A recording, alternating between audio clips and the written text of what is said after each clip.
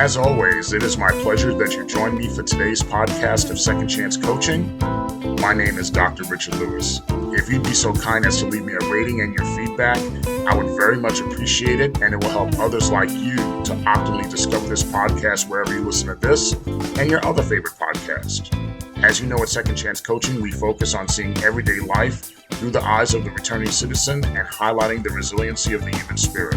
I would love to work with you one-on-one, whether you're a returning citizen or coaching client seeking your second chance, or you're a representative of a business, college, or university seeking to integrate and support returning citizens in your respective organizational and learning environments. Please feel free to contact me via email at richard@secondchancecoaching.com or via Instagram at the Dr. Richard Lewis.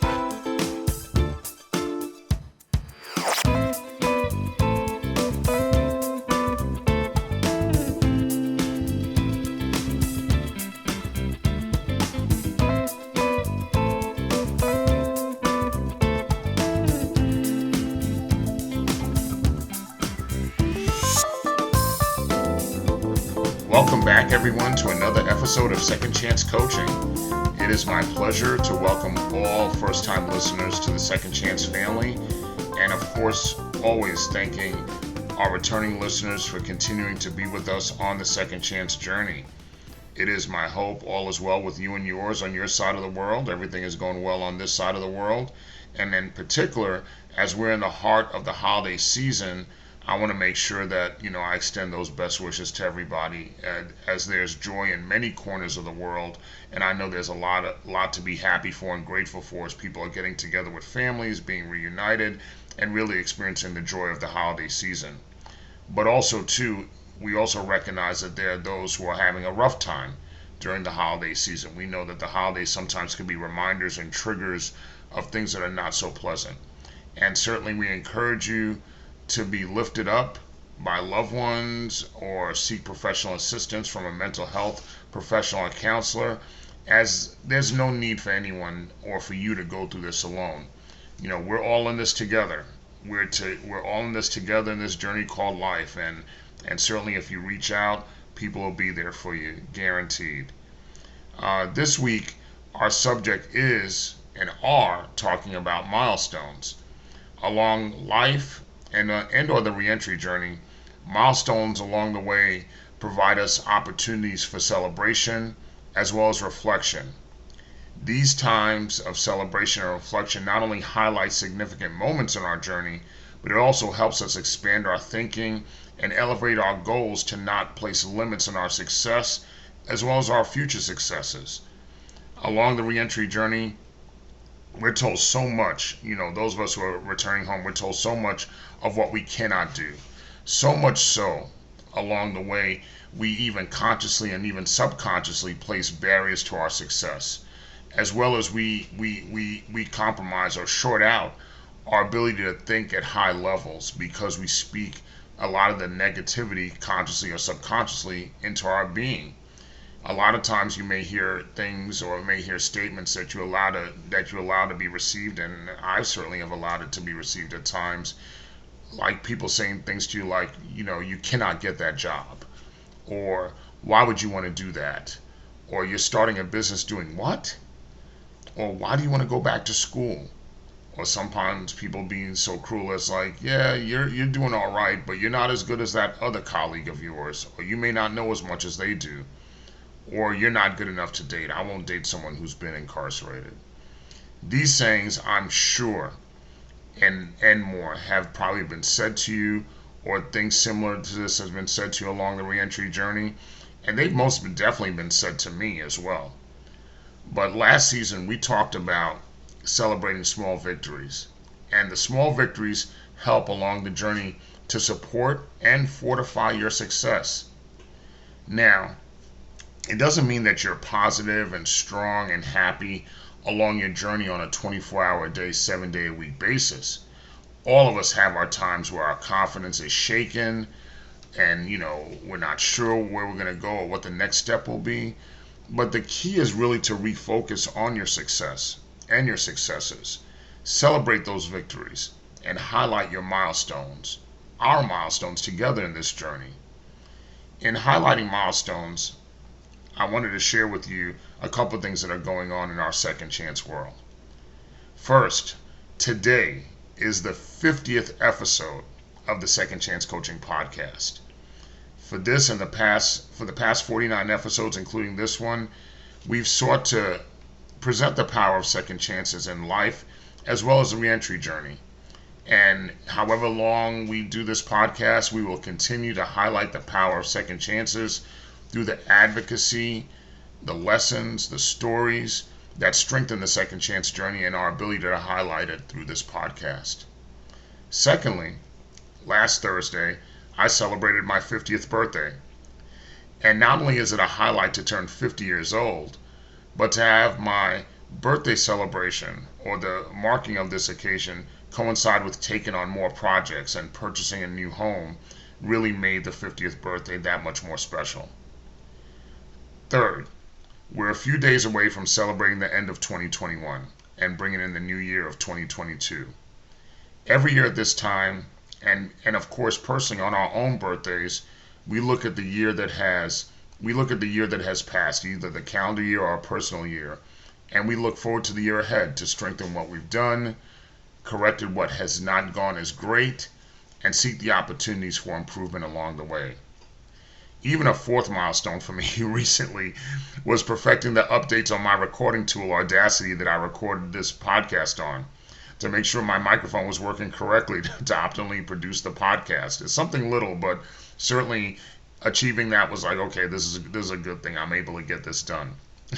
Now, seriously speaking though, whether we're talking about life and or the reentry journey, milestones is something one could look at as the building blocks to go from one level to the next. On the reentry journey, some milestone events that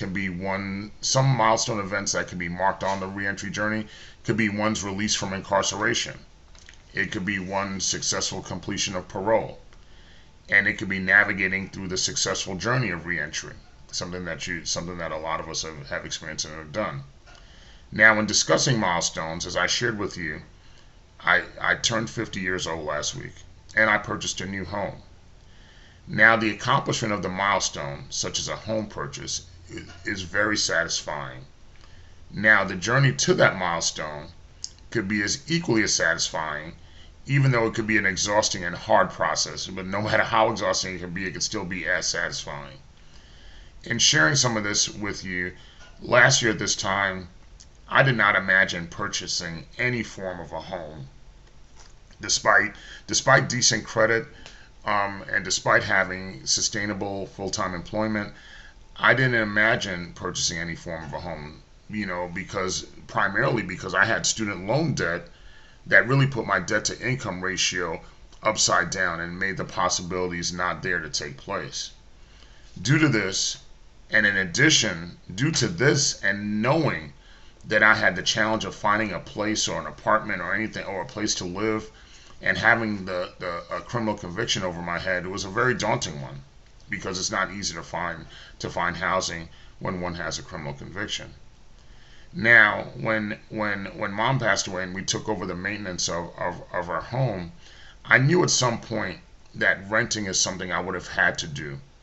And since there was a reverse mortgage on the home and I wasn't able to qualify to take over the mortgage on the home based on the value, the cost of the mortgage and what I was making, I would eventually have to move and rent a place to live.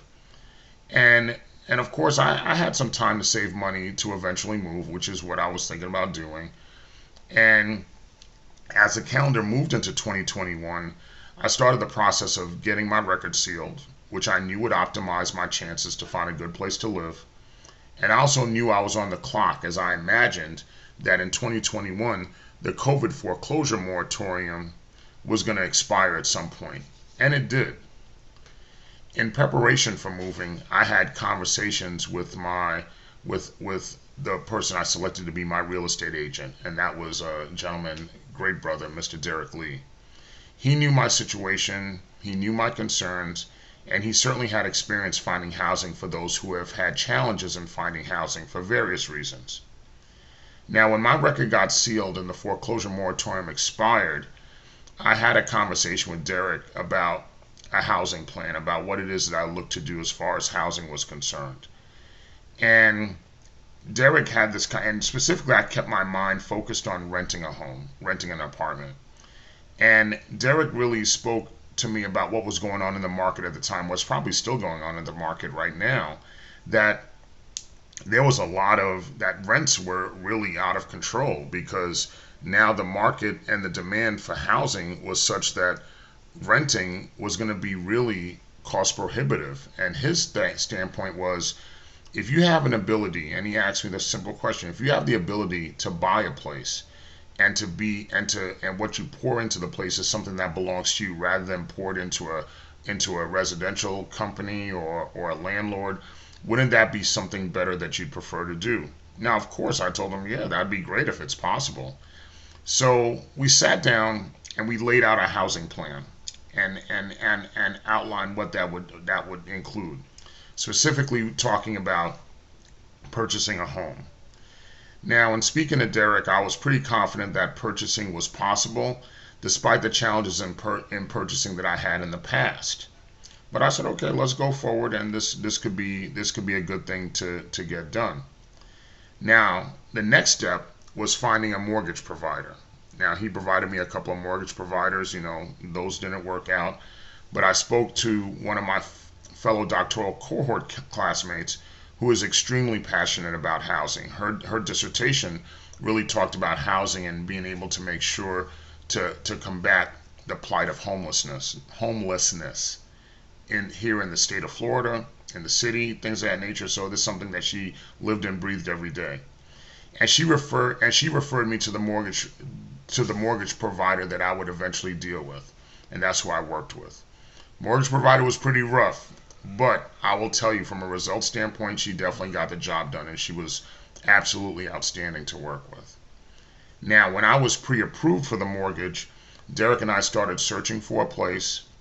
We selected a handful of places to see after going through numerous listings online. And on the first day of looking at places, like I said, we looked at a handful of places. I found the place that I wanted to place an offer on. And this was really similar to the experience I had when I was shopping with Mom for a house in Hollywood that she wanted to look to purchase. And I remember we looked around that whole day, and it was at the end of the day we saw the last house, and she said, "This is the house for me. This is the house that I want to be at." And now this wasn't the last house I saw at that day, but when I saw it, I was like, "This is the place I want to be at." I placed an offer on the condominium, and then it was ultimately the offer was accepted. But that was just the beginning.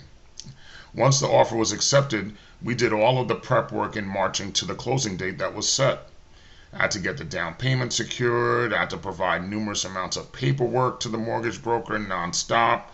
I had to simultaneously arrange the sale of Mom's house. And then, of course, I had to also prepare for the interview with the condominium board. Now, part of the interview with the condominium board was completing my background check. Luckily for me, the condo association asked Derek, my real estate agent, to complete the background check as part of the paperwork I had to present in preparation for the interview.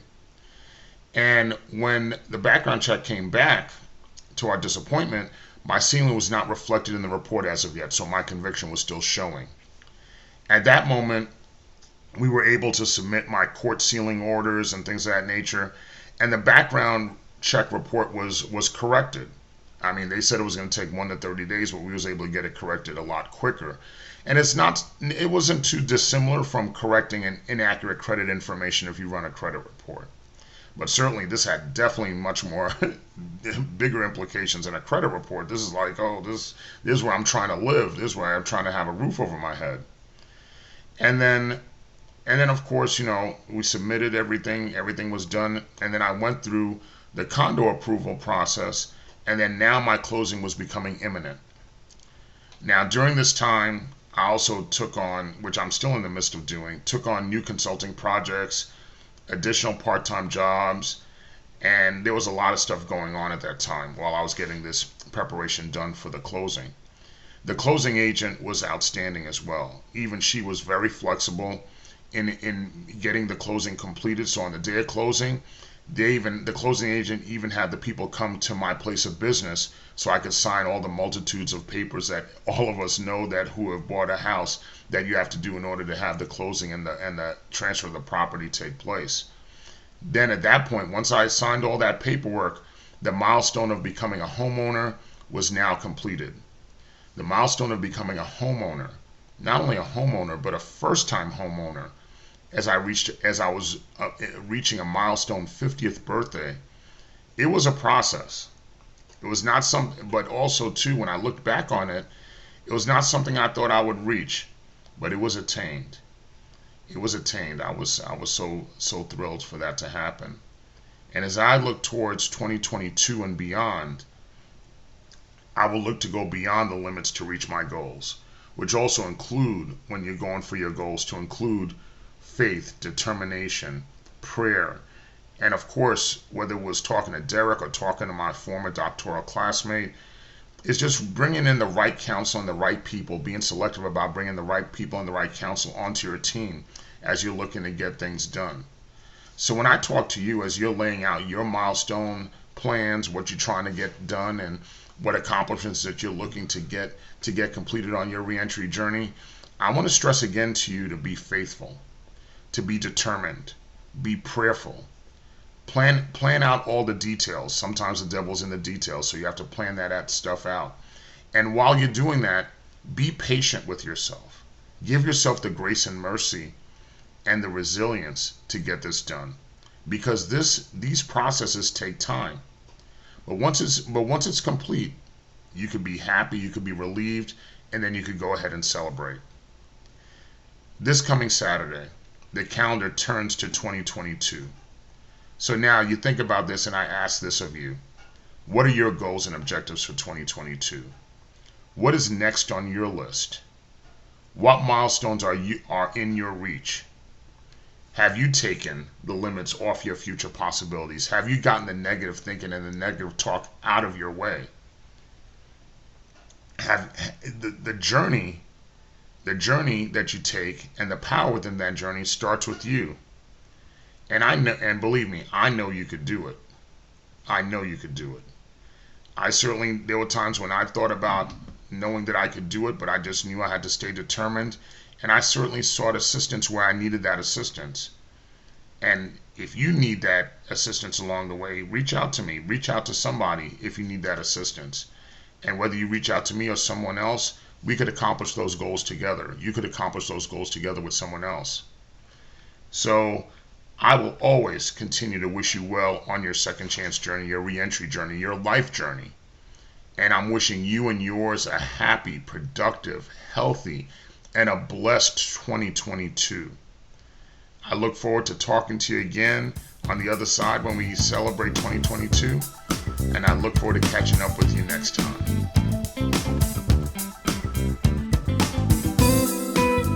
Thank you again for joining us here at Second Chance Coaching.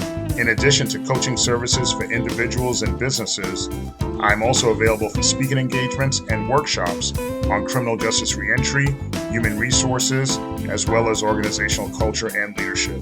Feel free to email me at richard@secondchancecoaching.com, as well as connect with me on Instagram at @DrRichardLewis.